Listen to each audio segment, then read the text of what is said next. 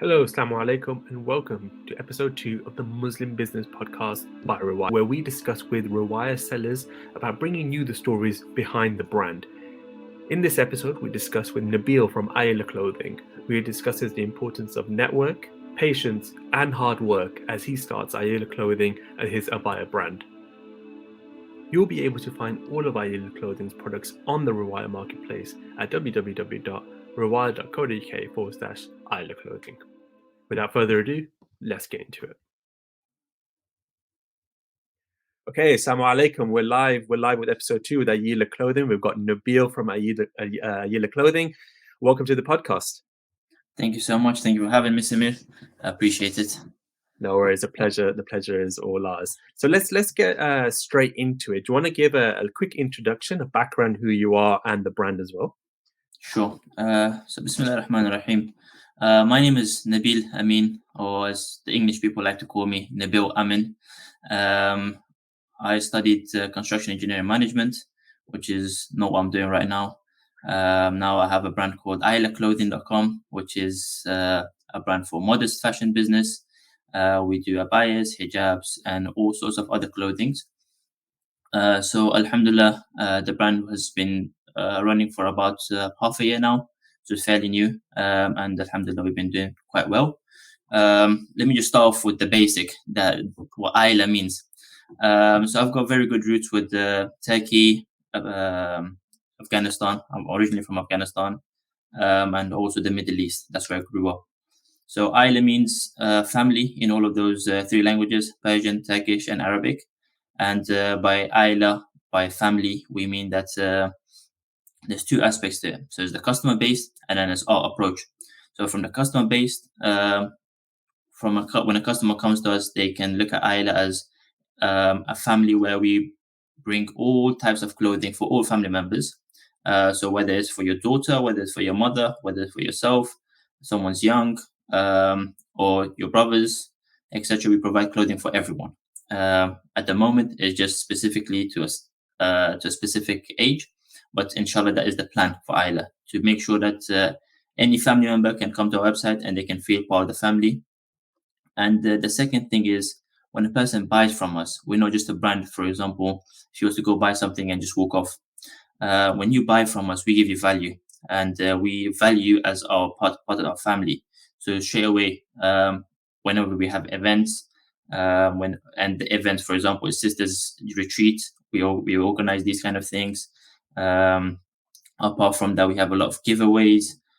We have a lot of talks, lectures from a lot of the mashayikh we organize, etc. So all of these things you included in that family, and we have group chats, etc. Which once you buy from us, you automatically get included, of course, after your consent. And this is what makes you come be part of the Ayla family. So this is from a customer base. And then from our approach in terms of business, what we work with is all our members are valued as part of the family. So from every single department, every single person that works in Ayla, they have a very, very loud input into what goes on, whether it's from the marketing perspective, whether it's the finances, the design, the fabrics that we use, all of these things, they have an input, which kind of it makes it a very tight-knit family, and everyone's very used to each other. And one key thing which I like about the business right now is the fact that everyone's so close together. So 7, 8 people.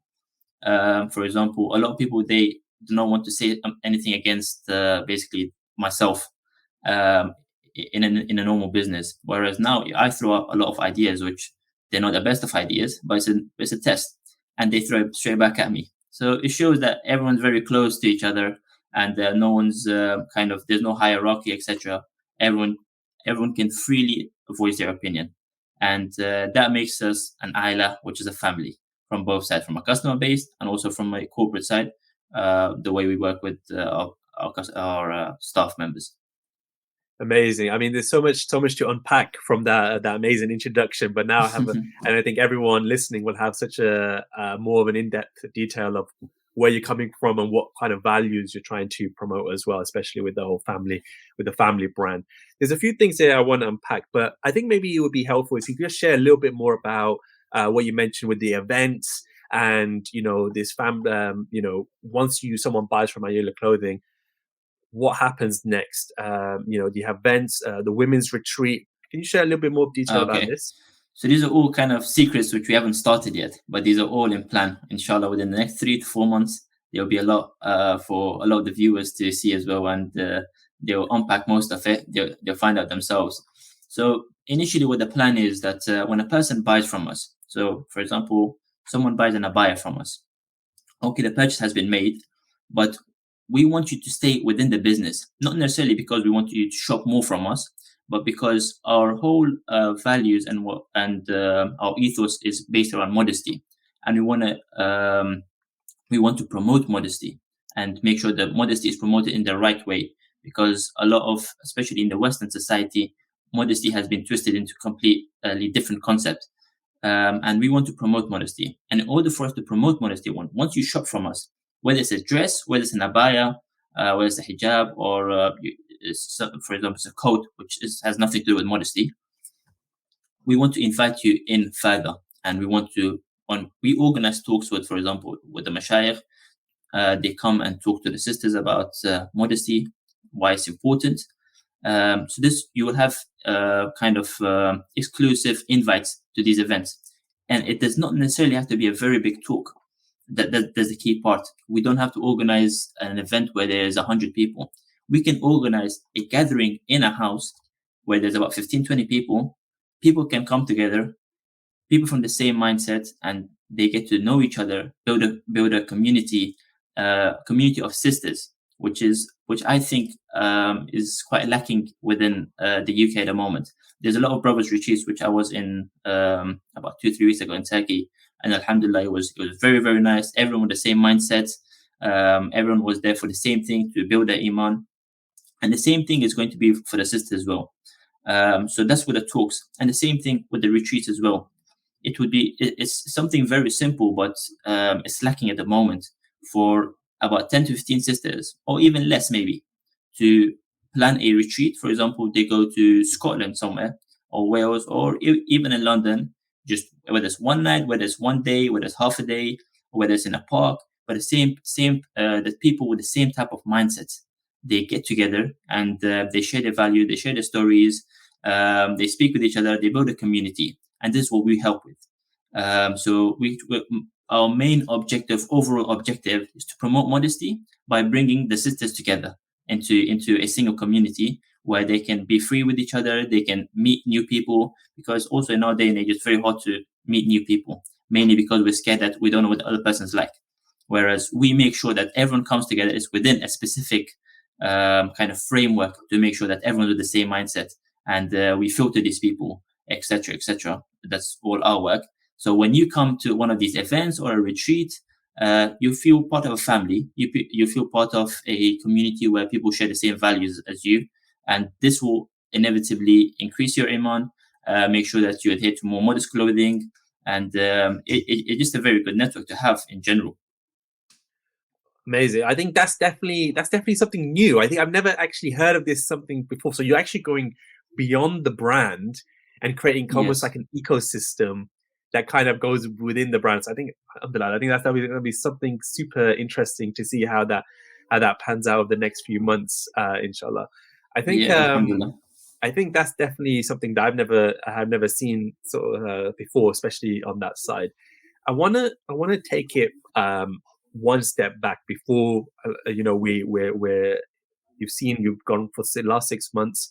The next, you've shared a little bit more about your next kind of plans, but I want to start right at the beginning. I want to start. You have a construction engineering background, and you're running, an Avaya company. How does that happen? What's that change?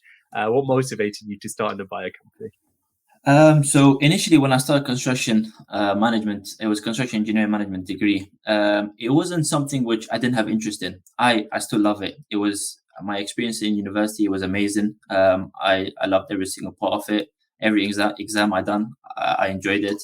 But I You're think probably it's one just of the something. only people I've ever met who enjoys doing exams. I mean, The exams are online. That's why. Maybe All that's it. right. Okay. All right. Maybe. Maybe.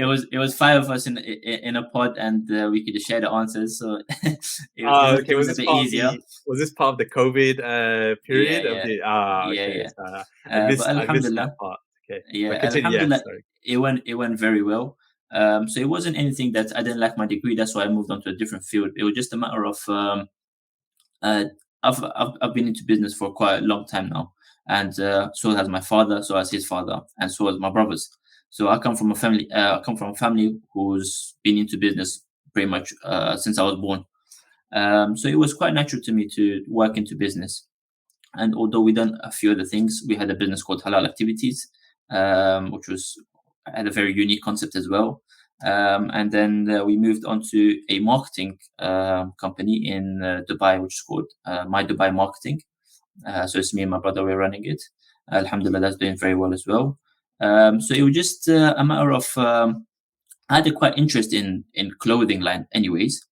But when it came to the modest fashion, I realized that there is a lack of there's a very big market gap, and if you were to look at the market, it's quite saturated actually, because there's over 150 companies just for I think in London. There's a lot just Instagram pages selling. There is quite a lot, but the market gap stands where there is a lack of quality where it's affordable. So for sisters, they cannot find, or it's very hard for them to find good quality clothing, abayas and hijabs, whereas it's affordable. So what I took this onto Twitter, and as soon as I wanted to just put some market research at the beginning, and I just typed in expensive abayas, and I got a whole feed where people have been complaining atrocious prices, atrocious prices, £100 for an abaya, £80 for an abaya, and I was like, you know what, this doesn't seem right. Um, this is where I took upon myself to kind of see what's happening and why these are so expensive, and because I've got very good roots in Turkey, so I went and sourced a few places and checked. I was like, okay, you know what, this sounds like this problem can be resolved, and alhamdulillah, that's where we took it from. And it wasn't something which kind of I sat down and like, you know, I need to start a business. It was something that I was just looking through things, and it just came to me, and alhamdulillah, things lined up, and we started a buyer company. I don't have the best story for it, but it just thing just came natural. But sometimes that's the best business story, right? So it's rather than sitting down and be like, okay, I need to create a business. What is a business? It's I see a need in the market, and how can I kind of fill that gap in the market? And that's probably one of the best, at least in our own research, in my own way of doing things, something that we found. So alhamdulillah. I think Yeah. that's a great story. I want you to understand then a little bit more about your other business kind of like ventures. Do you think you leverage any of that to that impacts the way that Ayala Clothing is run? Halal activities, is that kind of linked towards your next stage in Ayala Clothing? Is there a link there? You want to share a little bit more about those other ventures? So earlier you mentioned that you found our the way Ayla works is quite unique, and this is from the experience that I have. Halal Activities was a company, is a tourism company mainly for Muslims, especially targeting mainly the Middle East region, and this was in Turkey. So what we done is, for example, families that wanted private holidays, we would organize that for them. For example, they want to rent a boat, a yacht. We would make sure that they get a female captain instead of a male one, just for them to make sure it's a bit more private. Or they would come and we would provide mates for them, etc., etc. So there's something what we're doing in the tourism industry, but that because of COVID, it stopped now. So and they had a lot of headache, which has stopped, but it gave me, alhamdulillah, a very very good experience. And in terms of my Dubai marketing, it kind of complements AIDA because our one of our main unique concepts that we have is our branding, which is very very solid and very professional, as compared to a lot of the other companies, a lot of other competitors. And we've received a lot of feedback from a lot of big companies about our branding, and they've liked it. So alhamdulillah, we're doing a good job. Um, so yeah, so it kind of complements it, but it's not really leveraging it because end of the day, they are, yeah, as long as you build a very strong team, then you can do whatever you want, and that is the main part of business. This is something which I've learned over the years. If you were to think, okay, I'm the main guy and I'm going to go and do everything myself, or I have to do everything myself just because I have the passion for it, etc., it's not going to work. You need to find the right people, the right skills, and bring them, and make sure you use them very effectively. And that is what makes a very, very good business person, I'd say. Um, so yeah, so as long as you've got the right people in the right places, they can run things, and you can manage things overall. You'd have a lot of work to do, which requires hard work and dedication, etc. But regardless, I think the main thing is if you've got a good team, you're pretty much you can do anything you want. Got it. Got it. So I think that that kind of leads into, I mean, I think is something that every business person will be struggling. How do you get that good team? And does it Mm. require like a bunch of capital up front? Do you need to, give a lot of carrots to entice them? What's the secret of building a good team in a business? The secret of building a good team is first of all, it's networking mainly. Is you speaking to a lot of people, making sure you have a very good network, and I'd say this is kind of like a basically like a secret into how you can build a very good network. And you have to do a lot of free things for a lot of people. So you have to interest a lot of people towards you and say, okay, you know what, this guy is going to help me in the future. And this is how you build a very good network. And after that, it's a matter of filtering people, making sure to see that just because someone is very, very good at Photoshop, they might not be the best person for my business. Making sure where their mindset is at, which is why a lot of Muslim people they work with mainly Muslim because they have a similar vision. I think that's one of the main reasons. Or if you want to bring someone who's not a Muslim, then they will need to have a very good understanding of Islam if they work in Islamic business, for example, like clothing or whatever, which is related to a lot of Muslim customer base. So in terms of that, I think is these two things that you need to make sure it doesn't really require a lot of capital. It just requires a lot of patience. You have to go through a lot of people. So we've had applicants, over 100 applicants for certain specific jobs, and we have to filter all through it, and we didn't find anyone. And we're still looking for a lot of people. So it's not that the team is completely done. We're still looking for a lot of people. We're looking for a lot of content creators. We're looking for a lot of video editors, etc., etc. But it's a matter of patience and to make sure that once you get the right person, it's not just based on their skills, it's based on their vision as well. And once you surround yourself, so when I mentioned the networking, the thing is all complements each other. So once you surround yourself with people of like-minded people, eventually someone's gonna know someone that is good at that profession, and that's basically how you find them. Okay, great. I mean, some top tips. I think definitely top tips that I will also take into board as well. I think when we were building out Riwaya, I think that's what definitely one of the biggest. I'd say one of the biggest success metric of every business is the people that work within it, regardless of what 100%. type of business. So definitely some 100%. top tips there. So I think this network thing is is definitely a theme that I'm seeing, which obviously makes sense with Ayela being meaning family.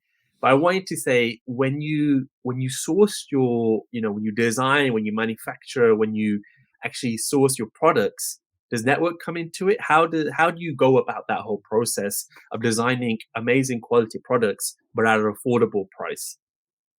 So with that, it's not mainly network. There's networks a part of it, but a lot of it from because I've done all of that myself, so I can speak from first-hand experience, sourcing the products, the suppliers, etc., the material, and a lot of it is just mainly hard work.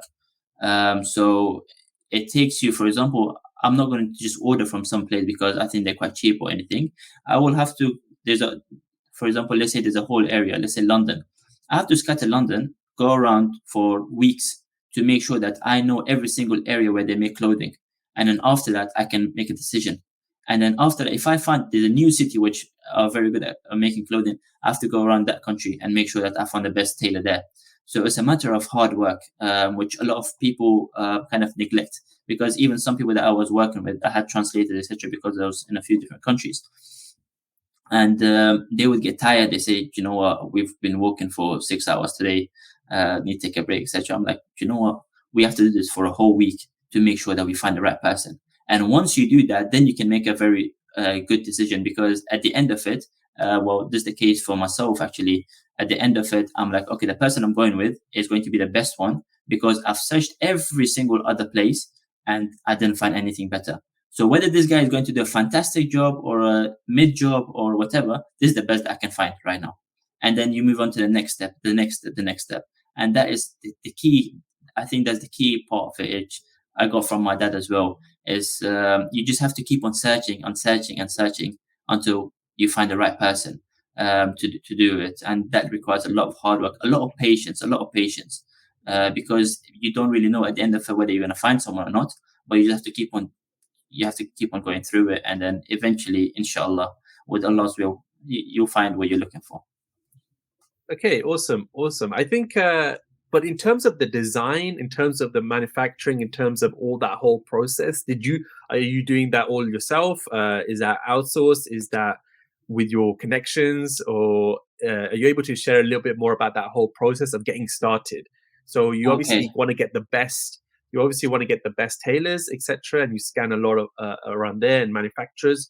But what about the design at the beginning? What about actually understanding what the customer wants? So this as well, it links to kind of the hard work part, but there's two sides to it. So in terms of what the customer wants and the design, etc., of course, you have to do your market research. So I've got a database of every single competitor in the UK, what they sell, at what price, what type of design, what color. I've got a whole database, which took me a week to make. And so that was the hard work part. But after you got that, then I know exactly what I need to do.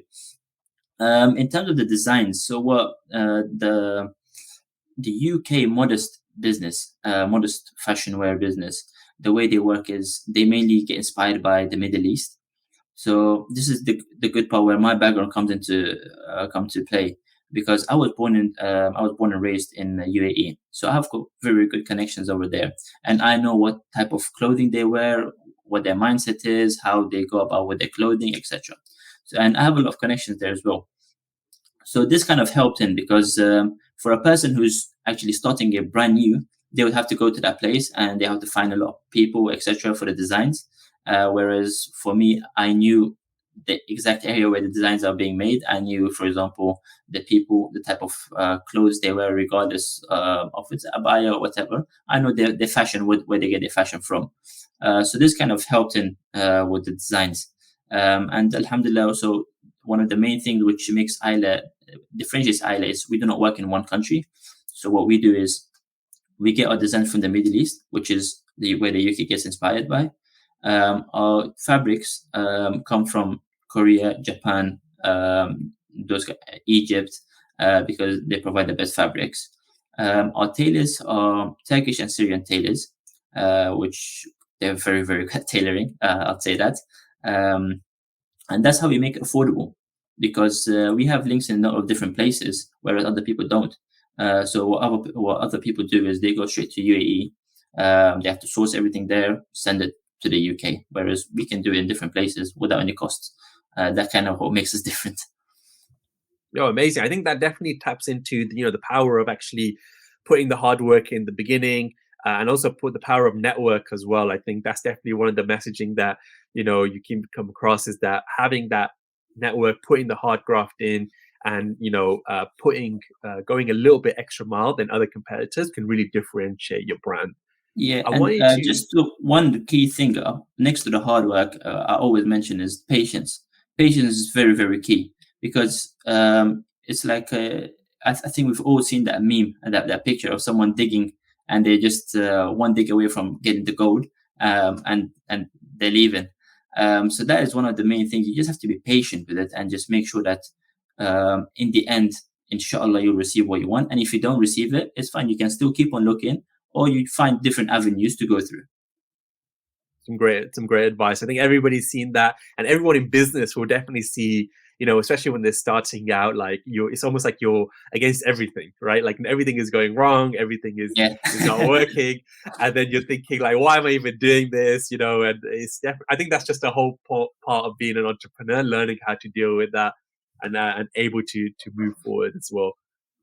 Um, cool. I think we wanted to kind of move back. I think you mentioned the the abaya company, the abaya market is incredibly saturated. And you've already mentioned a few things that kind of differentiate your brand, in terms of affordability, in terms of your family values, in terms of what you're trying to push. But I wanted to know, we've seen a different style now. We've seen a different style of abaya companies now. You got more kind of Western influenced abaya companies now. I wanted to know what your thoughts on that. Is that where the market's heading? Are you kind of going against that, or are you kind of sticking with the Middle Eastern inspired designs that is prevalent in the UAE and the rest of the Middle East? So it's never a good idea to go against the market because eventually you'll come to a loss. So what you have to do is adapt to the market and just make sure that you twist things based on your way. So with the way the market is going at the moment, it's becoming more fashionable rather than modest, and there's something we're trying to avoid. So if you was to go, for example, on our website, we make sure that all the product there, everything is according to the Islamic rulings. We don't try to go away from it. So when we post, for example, videos, etc., we make sure that they have nasheed on it, etc. So this concept will have to be adapted into the fashionable market. Now, what we do is a little bit different, is because right now we've got two ends of the spectrum. You've got the end of the spectrum where it's fully covered in black, and then you've got the end of the spectrum where it's fully Western, and the modest clothing is just a fashion statement. So you've got the two sides. Now, to make sure that you're successful, you always have to be balanced. Neither side is very good. So what we do is we bring that fashion element, and we bring that Islamic ruling to what an abaya or the modest clothing for women is actually meant to be. We put into one, and this is where we kind of thrive because we don't want. Our main thing is modesty, so we never want to compromise about that. But at the same time, we want to make sure that people who are wearing the clothes, the sisters who are wearing the clothes, they feel confident in what they wear, because end of the day, I mean, I know it and you will know as well. When you're wearing a nice suit, an expensive nice suit, you're walking out of the house, you feel confident and you feel like you can speak to people, etc. The same thing is for the sisters. Just because they're wearing modest clothing, they do not have to feel deprived, and they should be confident in what they wear. They think whatever they're wearing should be very, very nice, made from the best fabric, and it should not break their bank account. Because just for us men, we can wear a lot of nice things that do not they're not very expensive, they don't cost a lot, and we still feel confident. So the same thing, the same opportunity should be there for women as well, for the sisters. So in terms of the market, which we kind of we have our own way to it. We're not going against the grain. We're going with the market. Make sure things are still fashionable. So we're using Middle Eastern, but we also give it a little twist to make sure that it's kind of fashionable for sisters to enjoy it and like what they're wearing, feel confident with it. Okay, awesome. That's really interesting to know how you're able to kind of not pivot your build business, but also adapt your business to market trends as well. I wanted to ask, just generally speaking, as a brother who's in charge of an abaya company, do you see like there's any kind of restrictions on what you can do and what you can do? Your thoughts or ideas. Are there any pushback in relation to that, or is it just it's a different business? You see a market demand and you'll be able to pursue it. No, of course. This is where the thinking cap comes on, because we've had long meetings, 3 hour, 4 hour meetings, where we're talking about just the fact that, for example, on our website, can we show the face with makeup on? And because that's not according to the Islamic ruling. So then we have to take that off. And the same, for example, when we have our photo shoots, the models that come in, what kind of poses they have to do, what kind of makeup they have to wear. They have to cover the face. And when we're making content for Instagram Reels, I mean, you would appreciate how important Instagram Reels and TikTok are, especially with the new trending sounds which they like to push, and we cannot use that. So this is where the restrictions come. But then again, this is what makes a business successful, is to find a possible way for the impossible. That we can still use nasheeds. We can make those nasheeds trending. We can create our own kind of trends. And we don't have to partake in any of things that go outside Islamic ruling. just to make sure we fit in with the culture of TikTok or Instagram or the market. We still have our own way, we have our own framework which we abide by. But at the same time, we take what we can and we leave what we cannot take. So there are some restrictions to it, but then this is where we have to find new ways to do it. So, for example, what we do is a lot of the videos that we make now, we try to make sure the face is covered or there's no makeup on, and this is something we were not doing at the start. So once we found out that we cannot do this, one of our teachers told us that this is not permissible. Then this is where we kind of got worried, and it was like a setback. Oh, what should we do? And you think through it. There's a lot of thinking involved, which people don't know. So sometimes in the morning, I don't have much to do at my desk. I sit there with my laptop in front of me and I just think about certain things, how to do it. And after 1 hour of thinking, I find a way to do it. So you don't always have to be productive in a sense where you're replying to emails or you're packing orders, etc. Sometimes you just have to think about certain aspects of the business to make sure you find a solution for it. And that's where you thrive. Amazing. Okay, some great advice, just to be able to be adaptable and able to have a problem set, but work your way through it. I think one of the interesting things that you tapped on there that I'd love to explore further is everybody's talking about Instagram, everyone's talking about TikTok, YouTube Shorts, short form content, very high energy, like 6-10 seconds long.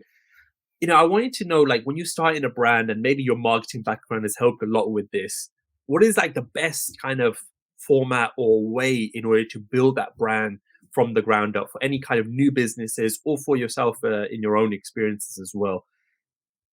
I'd say it's exactly what you're doing, to be honest. You share your story and you say why you started, because that's what people are interested in.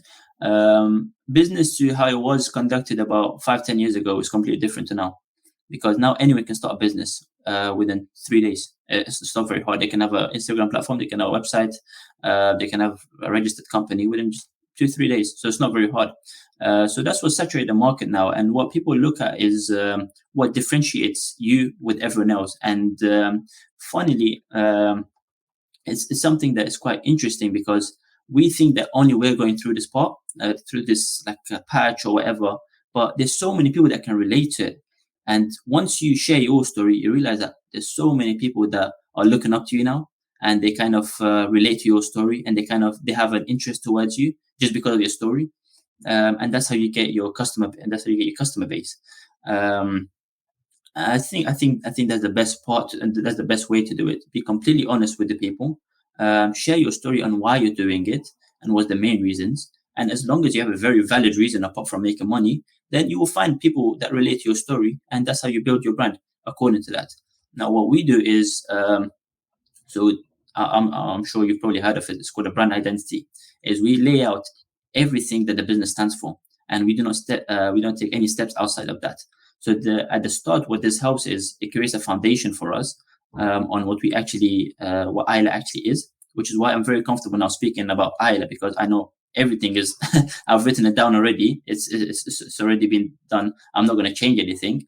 So once you do that, then you can share your story very, very easily, and people know what you stand for. And once people know what you stand for, they can relate to it. Okay, amazing. I think being authentic in a world where social media seems a bit kind of glitz and glamour and kind of fake, it kind of allows you to split through it. And it was in this glitz and glamour that we only see success, right? We only 100%. see the Lamborghinis, we only see the Dubai skyscrapers, etc. But I think anyone who started a business would know that's just not how it works, right? Like, you have a billion issues constantly on your desk. You take one step forward, 2 steps backwards on some things. New problems happen every day. I want you to know, like, what are the biggest learnings in your journey so far? What would be the biggest learnings starting an abaya brand, starting a business in the Muslim community? What are some of the things that you would love to have known before you started, and two, if you were sharing it with somebody, what would you share as the main things? Okay, so I might not answer your question directly, but I've got something I think is very relatable to a lot of people. First, when I started the company, I was doing business regardless, so I was into it. But first I started Ayela, what I really wanted to do is I had insomnia. So what I wanted to do was fix my sleeping first. So I used to say, okay, you know what? I'm gonna sleep at this time, and then I'm gonna once I get the 8 hours of sleep and I wake up at 7 a.m. or 8 a.m., it's gonna be perfect. I'm gonna be so productive.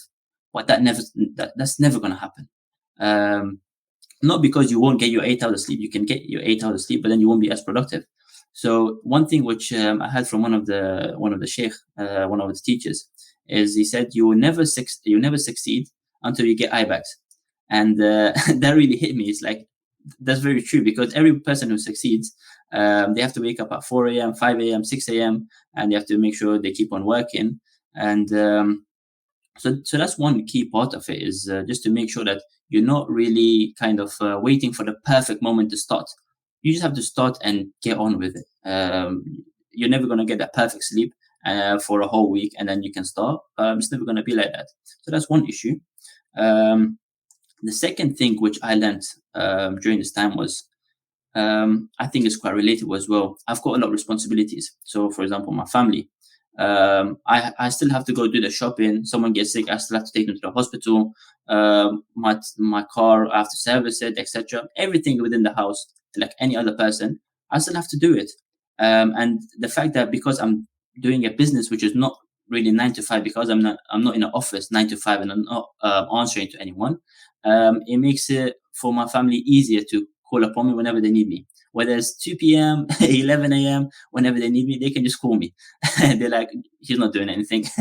So that's I think it's quite relatable to a lot of people is because you will have these things regardless. So you have to work through it, and you just have to find ways to maybe at night or early morning, or maybe you have to cancel that gym session or going out with certain friends just to make sure you get the extra time and work on your business. And so this is one thing, as you mentioned, Instagram and TikTok makes everything look so glamorous where people don't actually see this side. But we all deal with these issues. We all deal with going to the hospital, taking family members there. Sometimes I have to travel for my father. I have to take my father certain places, etc. And these are the things which we deal with it as well. And you just have to work your way around it. And I thought at the start was once I start a business, then no one's going to tell me to do anything. They'll know that I'm very busy, but it's never going to be like that. People still call upon you, and you're always bound to answer to them because it's your family. I mean, that you're doing it for them, so you just have to adapt to that as well. Yeah, no, for sure, 100%. I think anyone can relate, especially if you're working from home during this COVID period. There's no split between office and work, Yeah, and it's almost like, oh, he's free. They're free to do whatever. Tell him to go to the shops or something like that. yeah, yeah.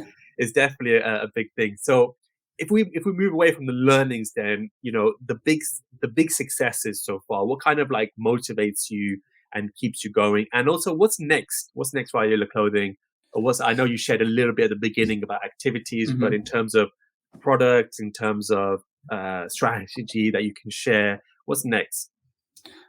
So I'll tell you two big wins for us, which has kept me going to this day. Our first sale, once we sent out the product, I was chasing up the person. I was like, tell me what you think. Apart from doing the market research, but the first actual customer. So instead of Instagram message, email, he let us know what you think. And they said, I would abaya, and it was like a tailor made. And so that was something very, very new to me. Someone telling me an abaya is tailor made because abaya is usually they're either too wide or they're very long. So someone telling me it's tailor made, that was a very big W for me. It was a very big win. Our second win was when TikTok approached us. So TikTok were doing this program about for Ramadan campaign, and they were recruiting a lot of the modest companies. And for us at that time, we were quite new. So this was about 2 months ago, 3 months ago when they approached us, so before Ramadan. And we were very, very new.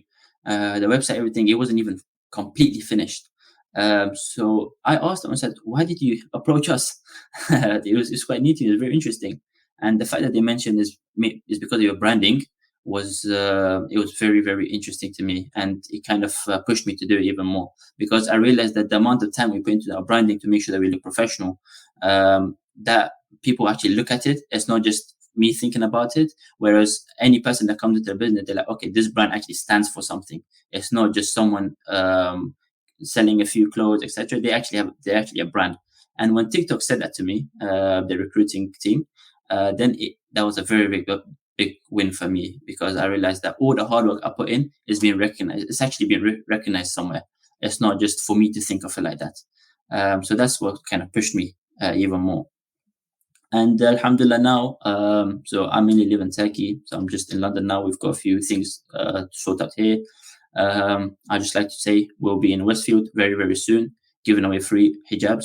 So if you want a free hijab, make sure you're there. Follow us on Instagram, and we'll make sure that we'll tell you when and what time it is. And we've got a new collection coming in. So we've done the photo shoots. Everything is done. It's just a matter of, it's actually on the website right now as well. Inshallah, the promotion is going to be start from next week. So that's new for us. We've actually done the podcast perfect timing, because just last night all the products were uploaded. And alhamdulillah, they all look very, very nice. I'm very happy with it. So that's one thing which is quite new for us. Amazing. Definitely looking forward to seeing the new collection as well. Do you want to give a final plug to Ayela Clothing? Do you want to see anything that you want to share with any listeners, or where you can find it? So you can find the previous collection and the current collection of Ayela Clothing also on the Riwaya marketplace. That's the riwaya.co.uk/Ayela Clothing. But do you want to share any other plug? You can find you on Instagram, etc. So as I mentioned, our website is ayelaclothing.com. That's what we go by. You can see all the collection, everything there. And also our Instagram is Ayela Clothing, and our TikTok is Ayela Clothing as well. Please follow us there to make sure you're updated we do a lot of giveaways. And also we'll be in Westfield giving away free hijabs. And after that, we'll be in Leicester Square giving away free hijabs to about 50 to 100 people. So make sure that you're there for that one. And one thing which I just like to mention for Ayela is our quality is we take pride in our quality. So once people actually buy the products, they understand what we're talking about. Secondly, our size chart. We've created our own size chart, which is a mixture of two size charts, to make sure that all the products are tailor-made, basically. So once you buy it, you'll love the fit. So make sure you watch out for that as well. We don't just use normal sizing as everyone knows. We use our own size chart. So please make sure you look at the length and the sleeves, everything before you purchase. Okay, that's amazing. Thank you. That's all from my side. Nabil, thank you very, very much for joining the podcast. And yeah, I mean, it's been amazing. I mean, wishing, of course, every success to the brand, inshallah. Really, really keen and really excited to see what's come next. Jazakallah khair. Thank you for having me, Sami. I appreciate it. Inshallah, I'll see you soon. Inshallah.